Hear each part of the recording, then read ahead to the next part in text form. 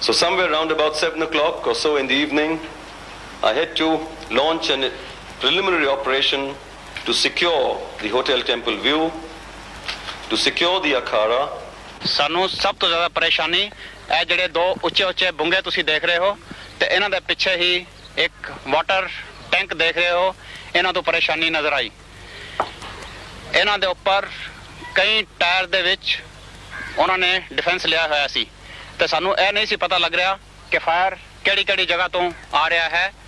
ਸਿਰਫ ਉੱਪਰ ਹੀ ਅਸੀਂ ਕੁਝ ਬੰਕਰ ਜਿਹੜੇ ਕਿ ਸੈਂਡਬੈਗ ਨਾਲ ਸਾਨੂੰ ਨਜ਼ਰ ਆਉਂਦੇ ਸੀਗੇ ਦੇਖ ਸਕਦੇ ਸੀ, ਔਰ ਥੱਲੇ ਕਿਹੜੀ ਜਗ੍ਹਾ ਤੋਂ ਫਾਇਰ ਆ ਰਿਹਾ ਹੈ ਇਸ ਗੱਲ ਦਾ ਪਤਾ ਲਗਾਉਣਾ ਬਹੁਤ ਮੁਸ਼ਕਲ ਸਾਡੇ ਵਾਸਤੇ ਰਿਹਾ।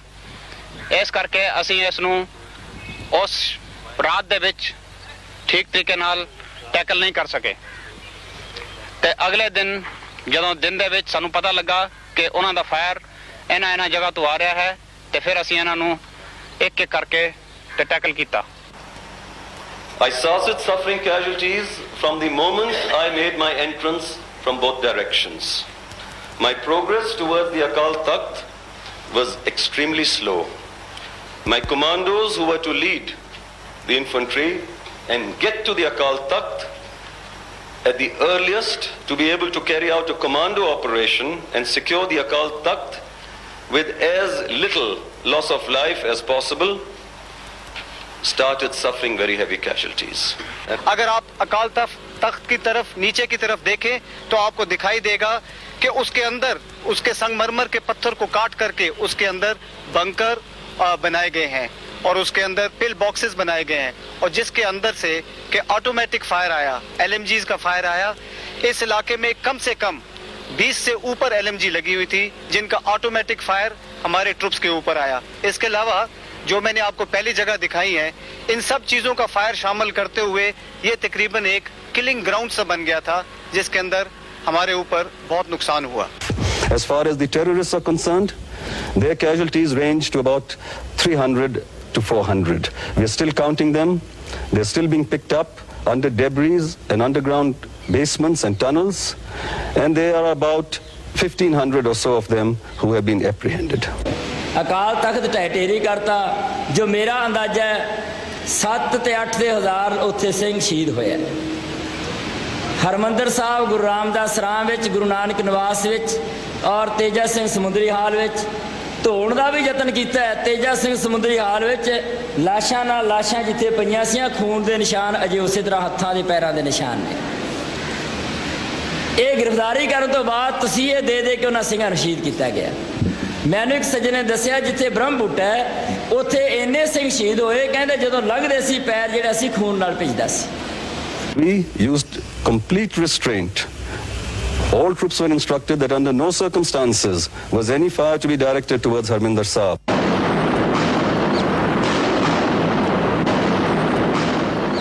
As soon as the 6th morning appeared and we felt that we had got most of the terrorists, we started our work.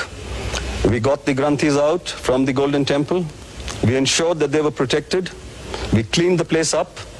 There had been weapons in this complex which have been thrown into the pond and hidden.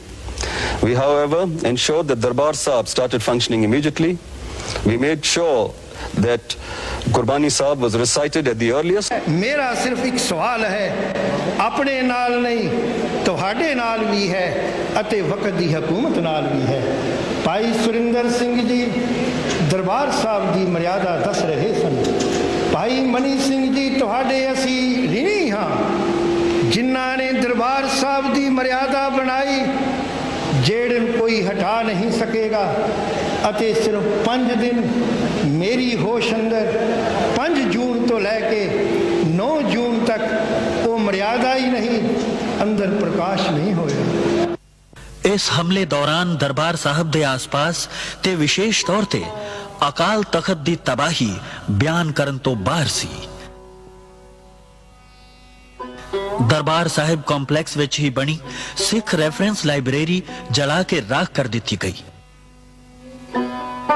इस विच पंजाब ते सिख इतिहास नाल संबंधित हजारां दुर्लभ पुस्तकां, साहित्यक रचनावां, गुरु साहिबान द्वारा लिखे हुक्मनामे अते 3000 तो वध हथ लिखित ਗੁਰੂ ਗ੍ਰੰਥ ਸਾਹਿਬ ਦੀਆਂ ਬੀੜਾਂ ਤਬਾਹ ਕਰ ਦਿੱਤੀਆਂ ਗਈਆਂ।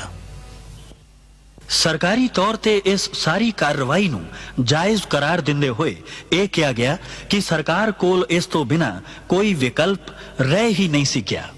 Our action was not against the Sikhs, it was not against the Sikh religion, it was not against the Golden Temple.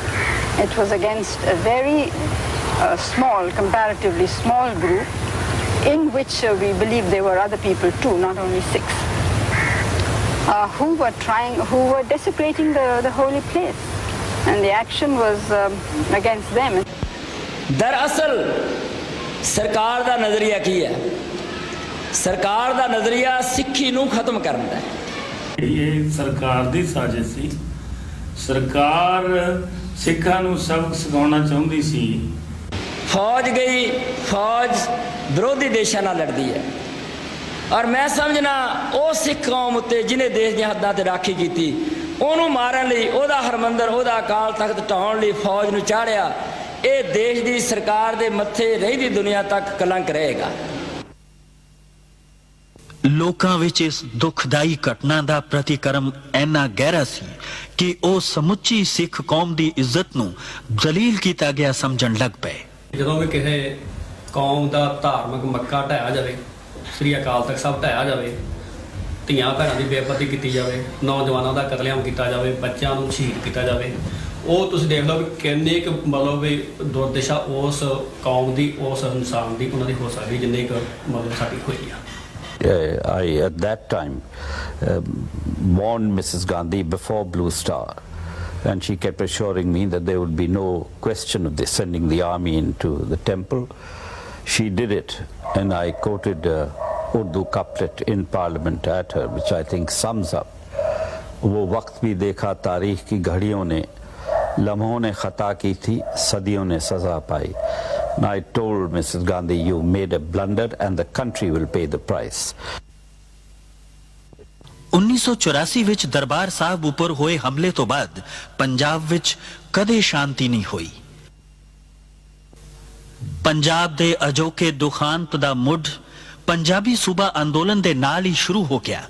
Nehru ਸਰਕਾਰ ਦੇ ਸਮੇਂ ਜਦੋਂ ਦੇਸ਼ ਦੇ ਹੋਰ ਹਿੱਸਿਆਂ ਵਿੱਚ ਭਾਸ਼ਾ ਦੇ ਆਧਾਰ ਤੇ ਸੂਬੇ ਬਣਾਏ ਜਾ ਰਹੇ ਸਨ, ਤਾਂ ਉੱਤਰੀ ਭਾਰਤ ਵਿੱਚ ਪੰਜਾਬੀ ਸੂਬਾ ਜ਼ਿੰਦਾਬਾਦ ਦਾ ਨਾਰਾ ਲਗਾਉਣ ਤੇ ਵੀ ਪਾਬੰਦੀ ਲਗਾ ਦਿੱਤੀ ਗਈ ਸੀ।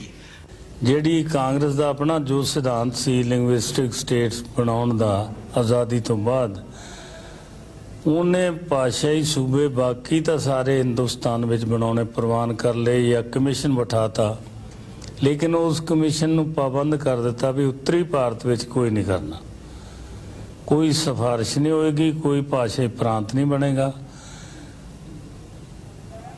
ਐਜੀਟੇਸ਼ਨ ਸ਼ੁਰੂ ਹੋਈ, ਪੰਜਾਬੀ ਸੂਬਾ ਜ਼ਿੰਦਾਬਾਦ। ਤੇ ਤੁਸੀਂ ਹੈਰਾਨ ਹੋਵੋਗੇ ਵੀ ਉਸ ਵੇਲੇ ਦੀ ਲੀਡਰਸ਼ਿਪ ਨੇ, ਉਸ ਵੇਲੇ ਦੀ ਸਰਕਾਰ ਨੇ, ਜਿਹਦੇ ਮੁਖੀ ਪੰਡਤ ਜਵਾਹਰ ਲਾਲ ਔਰ ਨਕਾਟਜੂ ਵਗੈਰਾ ਸਨ, ਉਹਨਾਂ ਨੇ ਬੈਨ ਕਰ ਦਿੱਤਾ, ਇਹ ਪਟੇਲ ਵੀ ਜ਼ਿੰਦਾ ਸਨ ਉਦੋਂ, ਕਿ ਤੁਸੀਂ ਪੰਜਾਬੀ ਸੂਬਾ ਜ਼ਿੰਦਾਬਾਦ ਵੀ ਨਹੀਂ ਕਹਿ ਸਕਦੇ। ਇਸ ਪਾਬੰਦੀ ਨੂੰ ਤੋੜਨ ਲਈ 14,000 ਸਿੱਖ ਜੇਲ੍ਹਾਂ ਵਿੱਚ ਗਏ। 14,000 ਜੇਲ੍ਹਾਂ ਵਿੱਚ ਜਾਣ ਤੋਂ ਬਾਅਦ ਸਾਨੂੰ ਇੰਨੀ ਕੁ ਗੱਲ ਕਹਿਣ ਦੀ ਆਜ਼ਾਦੀ ਮਿਲੀ, ਚੰਗਾ ਤੁਸੀਂ ਪੰਜਾਬੀ ਸੂਬਾ ਆਜ਼ਾਦ ਕਹਿ ਸਕਦੇ ਹੋ, ਪੰਜਾਬੀ ਸੂਬਾ ਜਿੰਦਾਬਾਦ ਕਹਿ ਸਕਦੇ ਹੋ। ਫਿਰ ਪੰਜਾਬੀ ਸੂਬੇ ਲਈ ਲੜਾਈ ਲੜੀ। ਚਾਹੀਦਾ ਤਾਂ ਇਹ ਸੀ ਆਜ਼ਾਦੀ ਤੋਂ ਬਾਅਦ ਲੋਕਾਂ ਨੂੰ ਇਹ ਮੌਕਾ ਹੀ ਨਾ ਮਿਲਦਾ। ਜਿਸ ਤਰ੍ਹਾਂ ਆਜ਼ਾਦ ਦੇਸ਼ਾਂ ਦੀਆਂ ਸਰਕਾਰਾਂ ਇਮਾਨਦਾਰੀ ਨਾਲ ਬੋਲੀ ਦੇ ਮਸਲੇ, ਕਲਚਰ ਦੇ ਮਸਲੇ ਆਉਂਦਿਆਂ ਸਾਰ ਇਹ ਪਹਿਲਾ ਮਸਲੇ ਹੱਲ ਕਰ ਦਿੰਦੇ ਨੇ, ਤਾਂ ਕਿ ਕਿਸੇ ਬੰਦੇ ਨੂੰ ਸਰਕਾਰ ਤੇ ਇਤਰਾਜ਼ ਕਰਨ ਦਾ ਮੌਕਾ ਨਾ ਮਿਲੇ।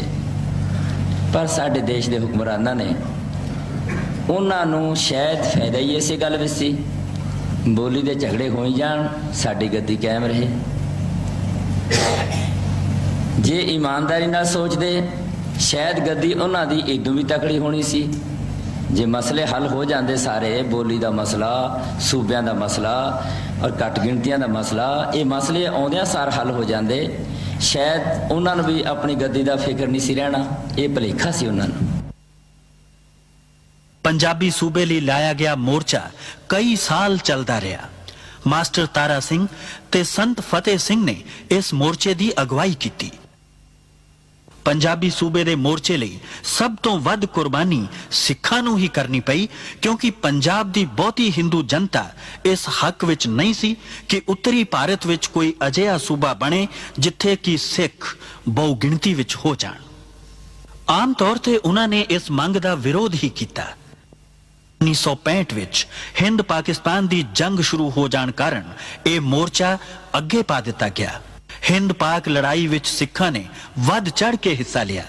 ਆਖਰ ਇੰਦਰਾ ਸਰਕਾਰ ਨੇ 1966 ਵਿੱਚ ਪੰਜਾਬੀ ਸੂਬੇ ਦੀ ਮੰਗ ਤਾਂ ਪ੍ਰਵਾਨ ਕਰ ਲਈ, ਪਰ ਚੰਡੀਗੜ੍ਹ ਜਿਸ